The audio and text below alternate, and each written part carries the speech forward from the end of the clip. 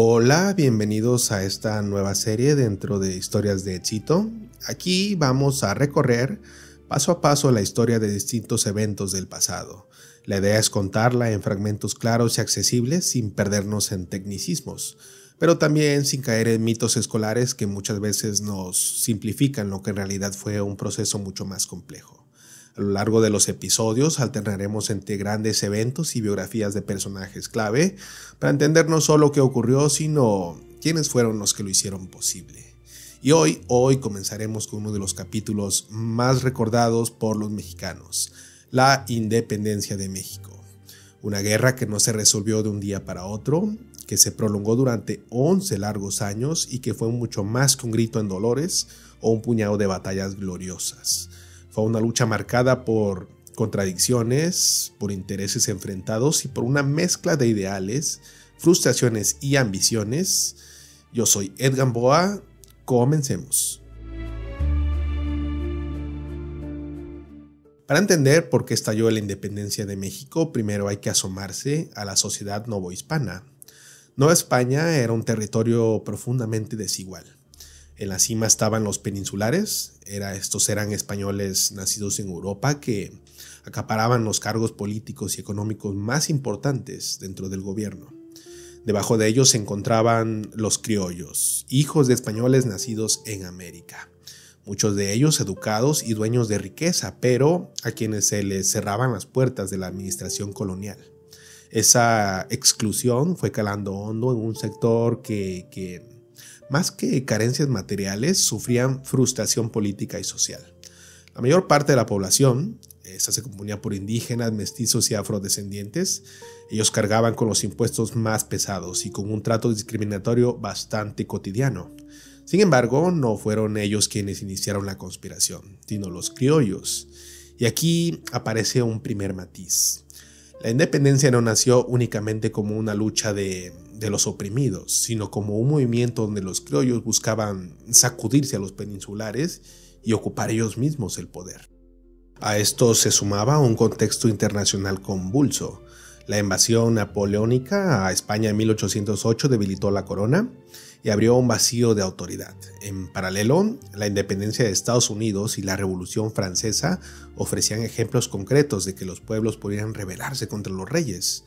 Nueva España no fue ajena a estas ideas y pronto empezaron a circular en tertulias, parroquias y conspiraciones. Además, la crisis económica con altos impuestos y restricciones comerciales fue echando más leña al fuego. Ahora, veamos cómo inició esto. En 1810, la conspiración de Querétaro, que este es el antecedente directo de la independencia, esta planeaba levantarse en diciembre, pero al ser descubierta se adelantó a la fecha.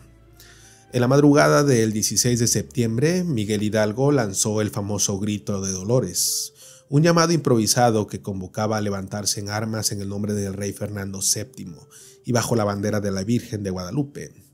No se hablaba todavía de una independencia absoluta, sino de defender los derechos de la Nueva España frente al vacío de poder en la metrópoli. Lo que comenzó como un alzamiento local creció con rapidez. En cuestión de semanas, miles de campesinos, indígenas y pobres se sumaron al movimiento, atraídos por la promesa de acabar con los abusos. Sin embargo, este enorme ejército carecía de disciplina y de organización. La primera gran victoria insurgente fue en la Alhóndiga de Granaditas, en Guanajuato. La imagen del Pípila con una losa en la espalda se convirtió en un símbolo, pero también dejó claro el carácter caótico de aquel ejército. ¿Triunfaron? Sí, pero con un costo brutal en saqueos y violencia. Poco después, la batalla del Monte de las Cruces, las fuerzas de Hidalgo vencieron nuevamente y abrieron el camino hacia Ciudad de México. Y aquí se dio una de las decisiones más polémicas de la guerra. Hidalgo no entró a la capital. Tal vez por temor a la represión, o tal vez porque no tenía claro qué hacer con el poder, o tal vez por simple indecisión. Lo cierto es que dejó pasar la oportunidad de acertar un golpe definitivo al régimen colonial. La consecuencia llegó pronto. En enero de 1811, en el puente de Calderón, el ejército insurgente, numeroso pero bastante desorganizado, fue derrotado por un ejército realista más pequeño pero disciplinado. Esa batalla cambió el curso de la guerra. Hidalgo huyó hacia el norte, pero fue capturado y ejecutado en julio de ese mismo año. Concretamente el 30 de julio de 1811, Hidalgo terminaba lo que fue su aportación a la guerra. Y aquí conviene detenernos un segundo. Miguel Hidalgo participó en la guerra menos de un año. Su papel fue fundamental como iniciador, como un símbolo, pero limitado en lo estratégico.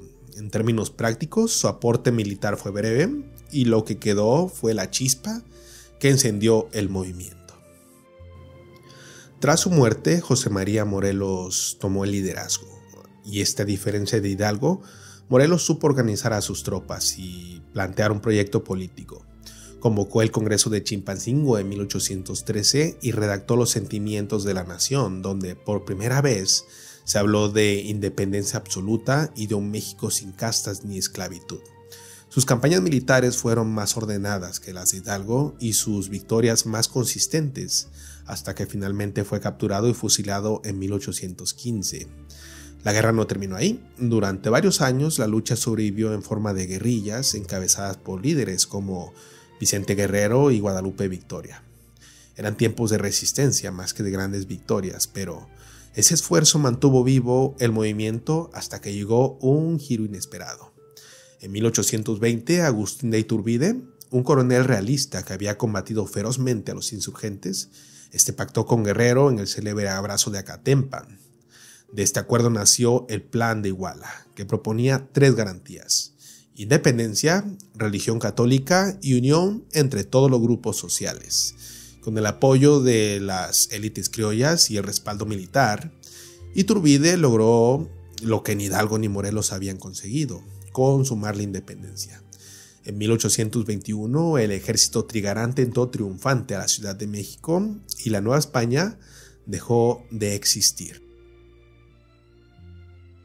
El resultado inmediato fue el nacimiento del primer imperio mexicano, un proyecto monárquico encabezado por Iturbide que mostraba que la independencia se consumó más como un acuerdo entre élites que como un triunfo popular.